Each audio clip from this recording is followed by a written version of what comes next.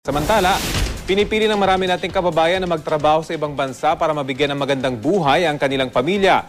Pero ang ilang OFW na nagbabalik Pilipinas, bangkarote o di kay kakaunti lang ang ipon dahil hindi umano nakapag-budget ng tama. Balitang hatid ni Joseph Morong.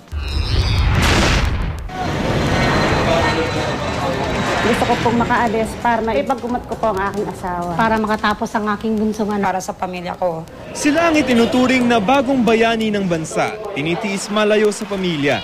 Humaharap sa maraming hamon.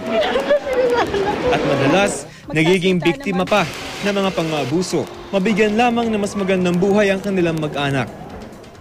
Ang kanilang padalang pera din na nakasalba sa bansa mula sa epekto ng krisis pinansyal na sumaklob sa buong mundo noong 2009. Pero bagamat di matatawaran ang kanilang kontribusyon sa pagpapatatag ng ating ekonomiya, may ilan daw sa kanilang nagbabalik bayan na butas ang bulsa.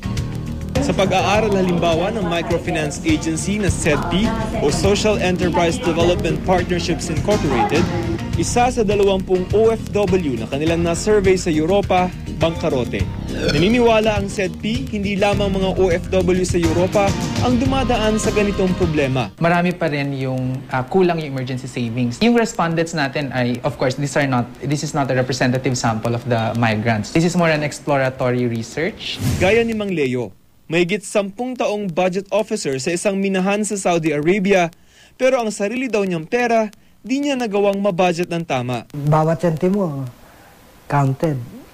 Hindi kagaya ng araw, baka liwala yan. Kaya wag na silang matulad ng gano'n.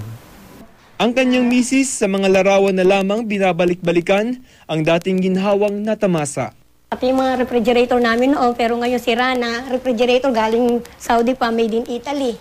Bukod sa bahay, sasakyan at pagpapaaral ng mga anak, isa sa malalaking pinagkakagastusan daw ng mga OFW ang pagpapaganda sa bahay at pagpupundar ng appliances at gadgets. Ang pinakasikat na liquid asset ay cash. No? Ibig sabihin, liquid siya, madali siyang magamit, madali siyang magastos.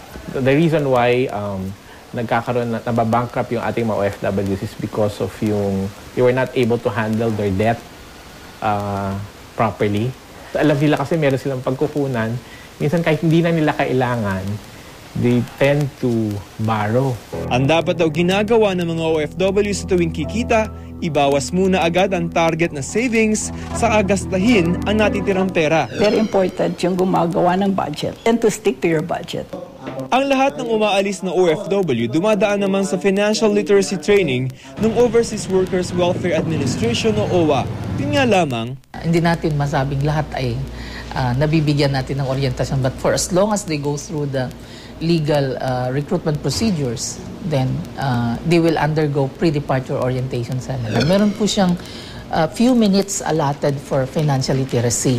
Ang pagiging isang OFW din daw, swertihan din lamang sa employer. Wala kasing batas na maaasahang poprotekta sa mga OFW mula sa repatriation, layoff, o hindi makatarungan termination ng kanilang kontrata mula sa kanilang employers. Overseas employment is something temporary. It's really contractual in nature.